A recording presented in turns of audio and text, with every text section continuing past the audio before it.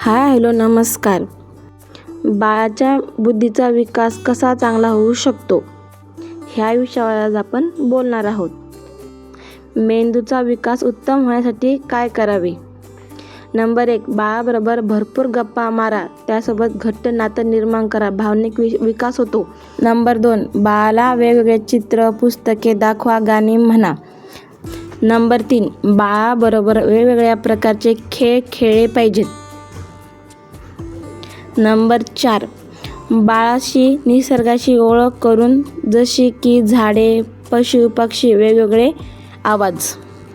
Number 5, कोणत्याही प्रकारचे screen बाळाला दाखवू नका, जसं की मोबाईल, TV. नंबर 6, बाळाला पौष्टिक आहार द्या, बाहेरचे खाऊचे पदार्थ टाळा. नंबर 7, घरातील वातावरण प्रसन्न ठेवा. तुम्हाला जर व्हिडिओ आवडला असेल तर लाईक करा,